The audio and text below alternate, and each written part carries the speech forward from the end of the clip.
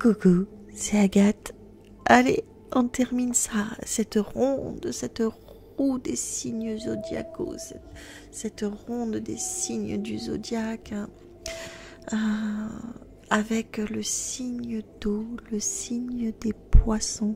En fond, nous avons une musique relaxante pour faire que cette écoute vous soit agréable. Nous avons une musique où on entend le chant des baleines. C'est quand même assez formidable. Allez, le poisson. Le soleil passe dans l'air des poissons le 19 février et y demeure jusqu'au 20 mars.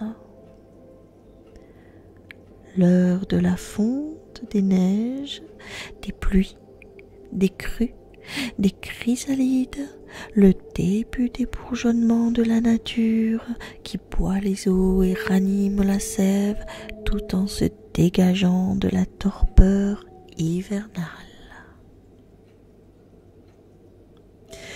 Tout à la fois fin et commencement d'un cycle dont les poissons, symboles de la fusion des contraires des passés, marquent un aboutissement. Involution, évolution. Nous voici dans le domaine des eaux primordiales, celles mêmes où baigne le fœtus et qui furent à l'origine de la vie terrestre. C'est l'immensité océanique dissolvante et fécondante, lieu de prolifération de vie naissante qui relie l'individu à l'espèce et qui permettent la mutation.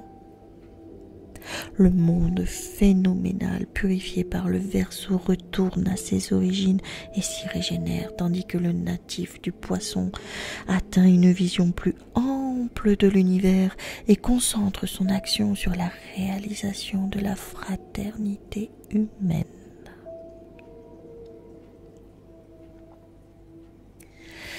L'énergie du poisson s'exprime dans la fusion absolue avec ce qu'il voit et avec ce qu'il fait. Son comportement est régi par l'intuition. C'est un magnifique intuitif, tu le savais. Souvent, ami poisson, vous êtes médium, sensible, extra-lucide, clairaudient, clairvoyant, clairsentient. Vous êtes astrologue, vous êtes sophrologue, vous êtes attiré par le bien-être. Ton comportement est régi par l'intuition, je te disais, et ta personnalité est marquée par une souplesse psychique qui peut d'ailleurs te rendre vulnérable et fort impressionnable. Fais attention. Animé par l'amour de l'humanité, ton mouvement tient un flux perpétuel. Le moi veut s'absorber dans la situation jusqu'à la dépasser. Il souhaite franchir les limites, d'où un risque d'irrésolution devant le choix à faire et les chemins à frayer. Cet être à vocation communautaire sent les gens et les choses en tant que virtualité. Il a une perception d'ensemble. Ondoyant, il immerge son attention dans un vaste champ de conscience. Réceptif, il reçoit l'impulsion du dehors. Contradictoire, tourmenté, il court le danger de se perdre dans le labyrinthe de sa personnalité et manque souvent de confiance en lui. Il se cherche, se fuit, se trouve, nage parmi les eaux et les courants du monde, comme un bateau ivre. Tes facettes sont multiples, ami poisson, et momentanées. Plutôt qu'un je, J-E, tu affirmes un nous. Parfois confus, foisonnant, intuitif et muable, le poisson suit ses prémonitions. Tu es compatissant. Tu réagis à toutes les solutions extérieures sans chercher à discriminer. Tu as une très belle âme. affectueux, il se débat dans la vie, guetté par les dangers d'une trop grande ouverture au monde. Sa force est insaisissable. Il esquive l'obstacle et brouille les pistes. Il ébauche et rêve.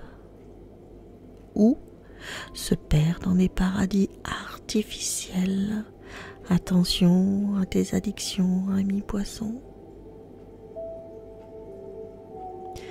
Complètement réceptif, le contact profond avec autrui nourrit son être. Toutefois, il reste volontiers à l'écart du quotidien et vise la volupté de l'anéantissement dans le tout.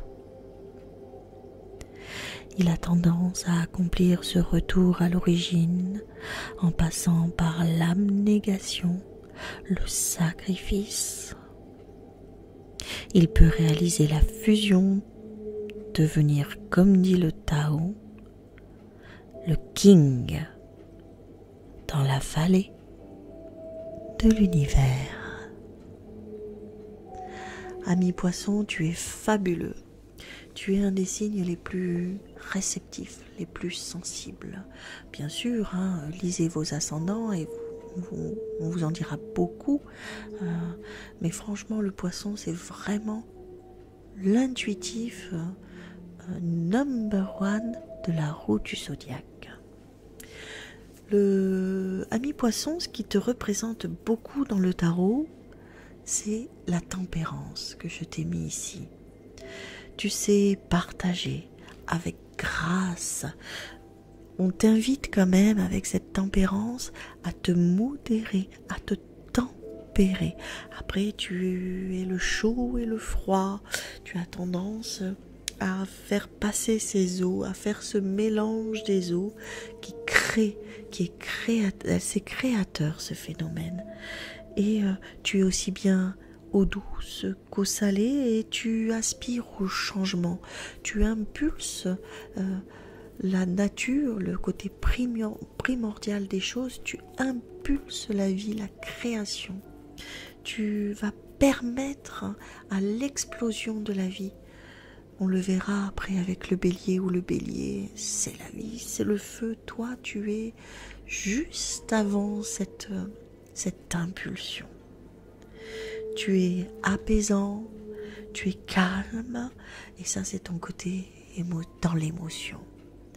Tu as, ami poisson, en lithothérapie, ta pierre de prédilection qui est le quartz.